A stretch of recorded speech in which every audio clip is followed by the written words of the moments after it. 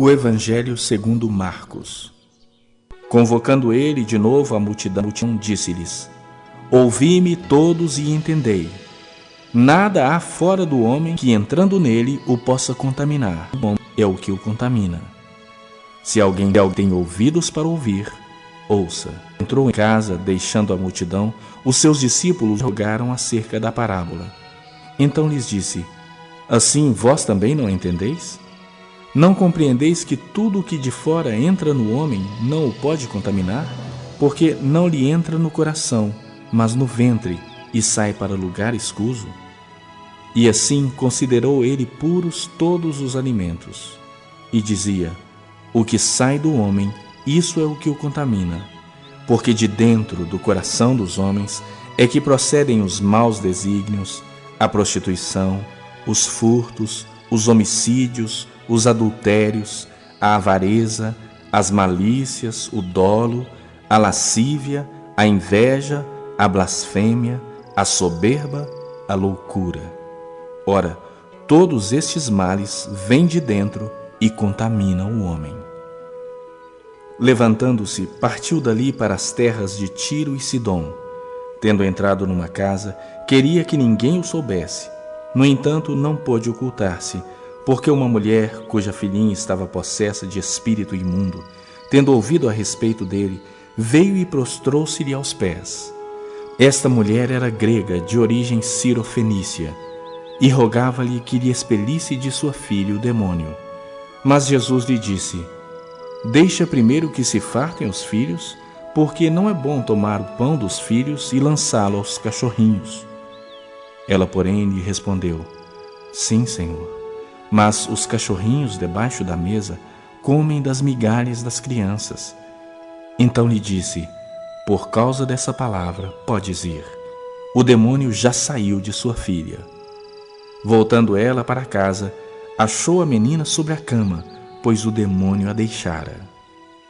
De novo se retirou das terras de Tiro e foi por Sidom até o mar da Galileia, através do território de Decápolis. Então lhe trouxeram um surdo e gago e lhe suplicaram que impusesse as mãos sobre ele. Jesus, tirando-o da multidão à parte, pôs-lhe os dedos nos ouvidos e lhe tocou a língua com saliva. Depois, erguendo os olhos ao céu, suspirou e disse: Efatá, que quer dizer: abre-te. Abriram-se-lhe os ouvidos, e logo se lhe soltou o empecilho da língua, e falava desembaraçadamente. Mas lhes ordenou que a ninguém o dissessem. Contudo, quanto mais recomendava, tanto mais eles o divulgavam. Maravilhavam-se sobremaneira, dizendo: Tudo ele tem feito esplendidamente bem. Não somente faz ouvir os surdos, como falar os mudos.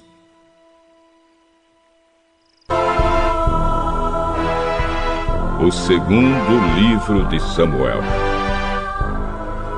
capítulo 18. O rei Davi juntou todos os seus soldados, dividiu-os em grupos de 1000 e em grupos de 100, e colocou oficiais para comandá-los. Então mandou que saíssem em 3 grupos, um comandado por Joabe, outro por Abisai, irmão de Joabe, a mãe deles era Zeruia, e outro por Itaí, da cidade de Gate. E o rei disse aos seus homens: Eu também irei com vocês. O senhor não deve ir. Se formos obrigados a fugir, ou se os inimigos matarem a metade do nosso exército, isso não fará nenhuma diferença para eles. Mas o senhor vale por 10.000 de nós. Será melhor que o senhor fique aqui na cidade e nos mande socorro. Eu farei o que vocês acharem melhor. Então ficou ao lado do portão, enquanto os seus soldados saíam marchando em grupos de 1000 e de 100. Ele deu a seguinte ordem a Joabe, Abisai e Itai: Se vocês gostam de mim, tratem o jovem Absalão com delicadeza. E toda a tropa ouviu Davi dar essa ordem a todos os oficiais. O exército de Davi avançou contra os israelitas no campo e lutou contra eles na floresta de Efraim. E os soldados de Davi derrotaram os israelitas. Foi uma derrota terrível. 20.000 homens foram mortos naquele dia. A luta se espalhou por toda aquela região e morreram mais homens na floresta do que no campo de batalha. De repente, Absalão se encontrou com alguns dos soldados de Davi. Absalão ia montado numa mula e, ao passar por baixo de um grande carvalho, a sua cabeça ficou presa nos galhos. A mula continuou a correr e Absalão ficou pendurado.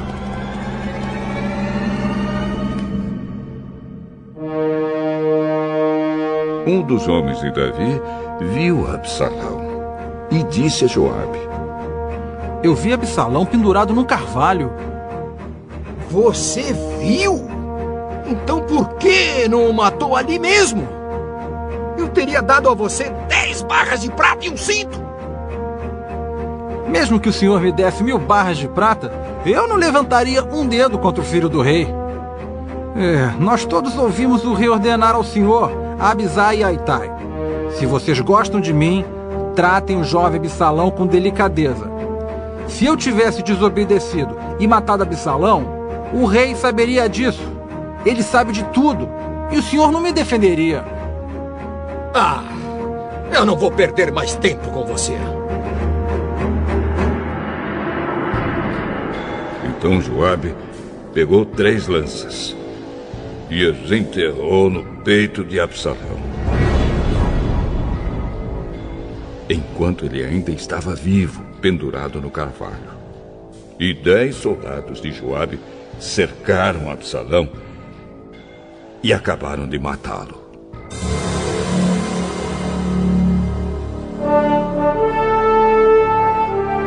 Aí Joabe tocou a corneta a fim de parar a luta. As suas tropas pararam de perseguir os israelitas e voltaram. Eles pegaram um corpo de Absalão e o jogaram numa cova funda da floresta. E o cobriram com uma enorme pilha de pedras. Então todos os israelitas fugiram, cada um para sua casa.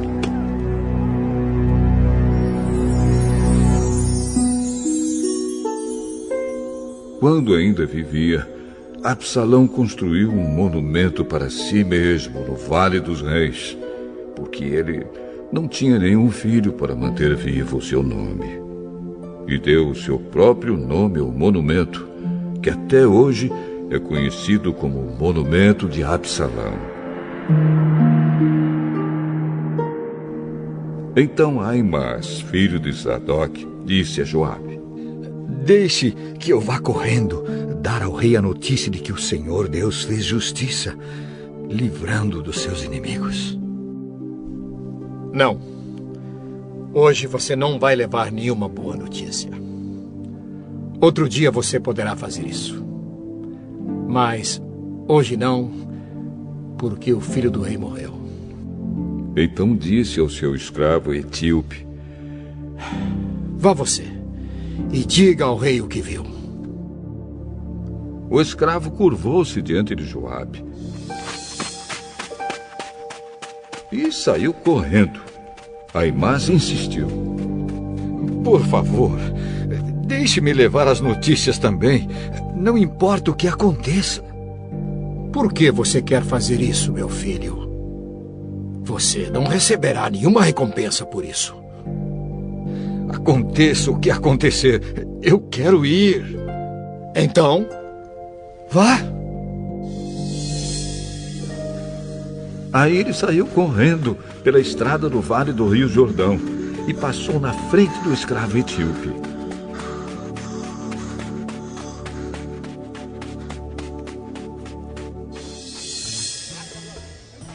Davi estava sentado entre o portão que dá para fora da cidade e o que dá para dentro.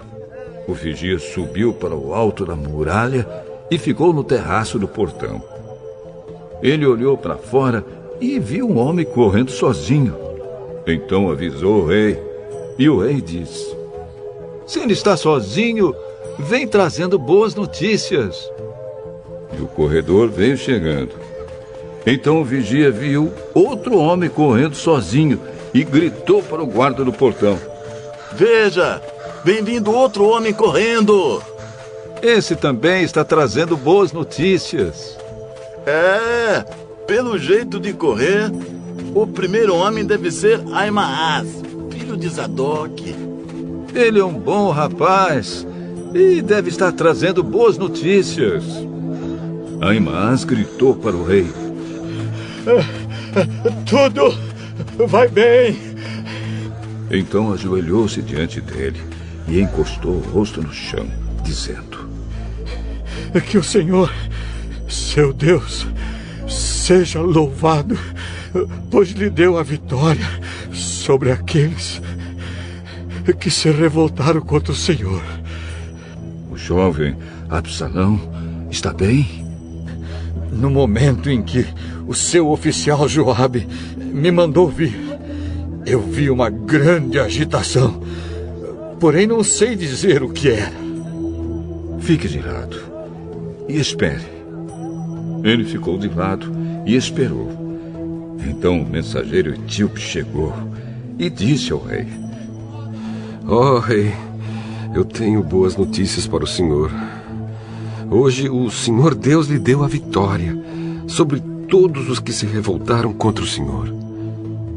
E o jovem Absalão está bem? Eu gostaria que o que aconteceu com ele acontecesse com todos os inimigos do Senhor e com todos os que se revoltam contra o Senhor.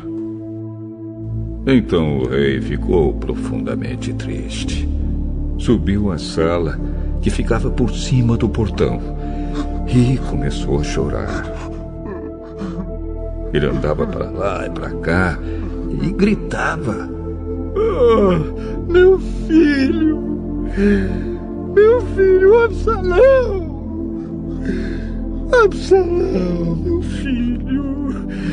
Eu preferiria ter morrido no seu lugar, meu filho!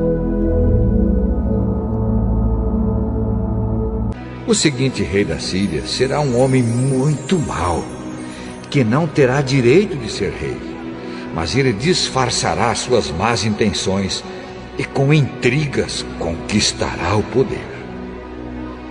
Ele derrotará todos os exércitos inimigos e matará o grande sacerdote. Enganará os que fizerem acordos com ele e, mesmo com um pequeno exército, ele se tornará cada vez mais poderoso. Atacará de surpresa as províncias mais ricas do país e nelas fará coisas terríveis que os seus antepassados nunca fizeram. Repartirá com os seus soldados as riquezas, os bens e os objetos de valor que caírem nas suas mãos. E por um pouco de tempo, ele fará planos para atacar as fortalezas do país.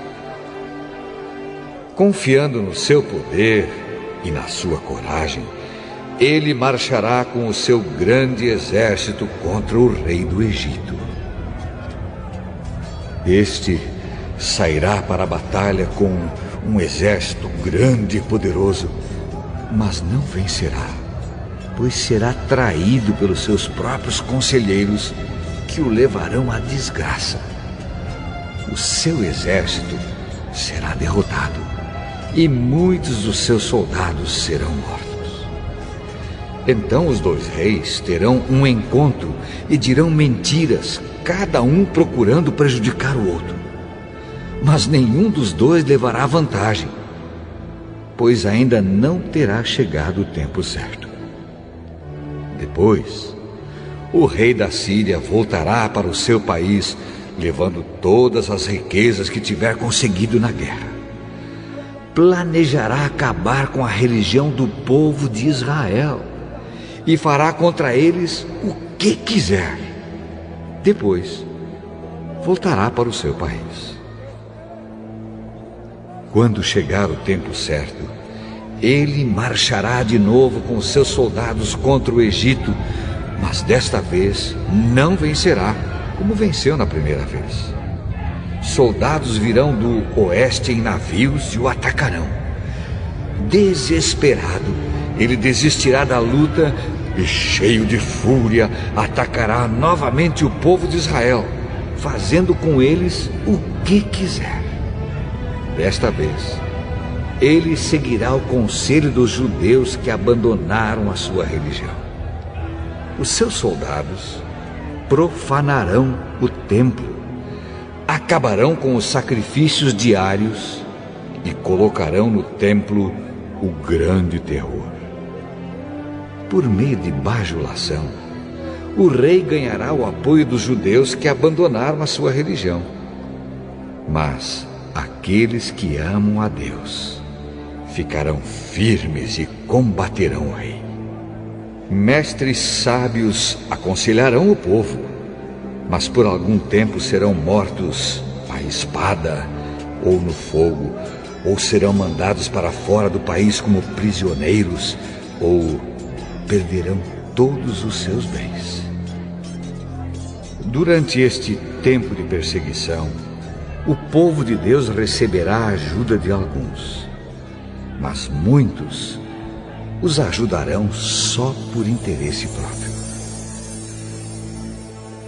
Alguns dos mestres sábios serão mortos, mas isso será um meio de purificar e aperfeiçoar o povo de Deus.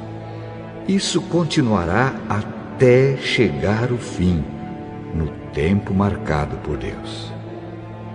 O rei da Síria fará o que quiser.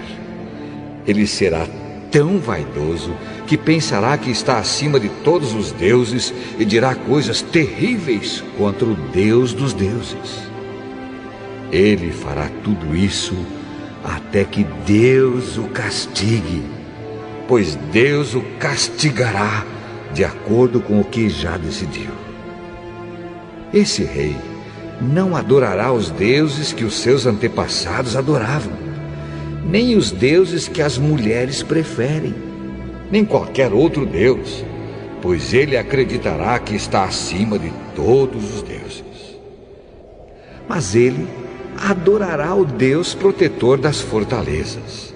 A esse Deus, que os seus antepassados não conheciam, esse rei oferecerá ouro, prata, pedras preciosas e outros objetos de valor. Com a ajuda de pessoas que adoram um Deus estrangeiro, ele defenderá as suas fortalezas. E todos os que o aceitarem como rei receberão honrarias, posições de autoridade e terras. Quando chegar o momento final, o rei do Egito atacará o rei da Síria, e este sairá ao seu encontro com todas as suas forças armadas, isto é, carros de guerra, a cavalaria e muitos navios. Como as águas de uma enchente, os seus soldados invadirão o Egito. Ele invadirá também a terra prometida e matará milhares e milhares de pessoas. Mas escaparão os povos de Edom e de Moabe e a maior parte do povo de Amon. O seu exército ocupará muitos países, nem mesmo o Egito escapará. Levará do Egito os tesouros de ouro e de prata e outros objetos de valor. E conquistará também a Líbia e a Etiópia. Mas chegarão notícias do leste e do norte, que o encherão de medo. Furioso, ele sairá com seus soldados resolvido a matar muita gente. Armará o seu acampamento entre o mar Mediterrâneo e o lindo Monte Sagrado. Mas morrerá e não haverá ninguém para socorrer.